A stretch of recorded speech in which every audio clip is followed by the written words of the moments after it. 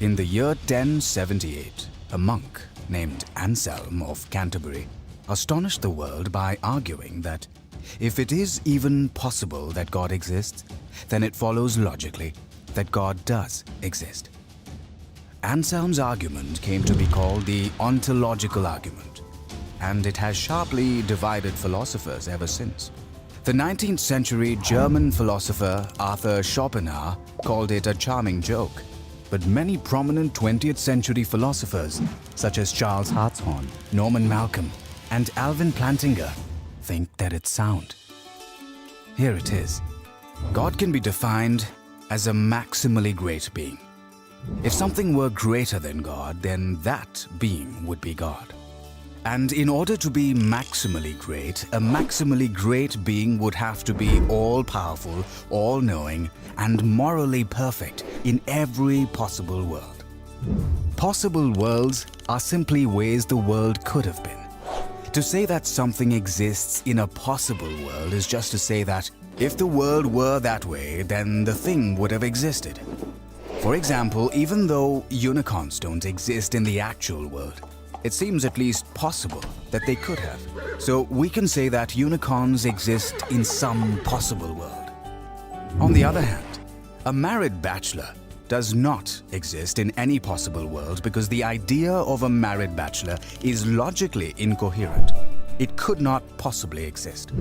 So if it is possible that a maximally great being exists, then we can say that he exists in some possible world.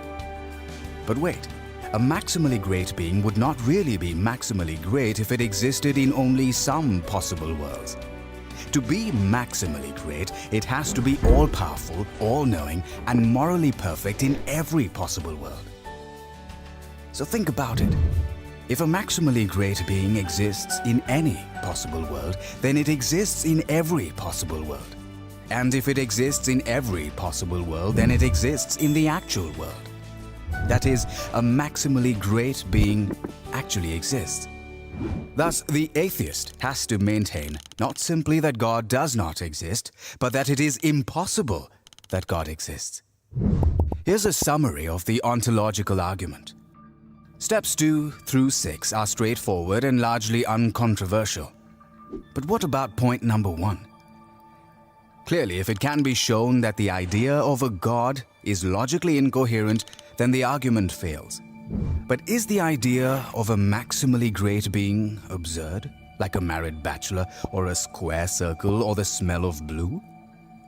This doesn't seem to be the case. The notion of an all-powerful, all-knowing, morally perfect being that exists in every possible world seems to be a perfectly coherent idea. But couldn't we parody this argument and make it work for anything? Why not say, it's logically possible that a maximally great pizza exists. Therefore, a maximally great pizza does exist? However, the idea of a maximally great pizza is not like the idea of a maximally great being. In the first place, there aren't intrinsic maximal values that make pizzas great. There could always be one more pepperoni to increase its greatness. It's not even obvious what properties make a pizza great. Thin crust or thick crust, extra cheese, anchovies? It's relative to the taste of the consumer. In the second place, a maximally great pizza would have to exist in every logical possible world. But that would mean that it couldn't be eaten. So it wouldn't really be a pizza, because a pizza is something you can eat.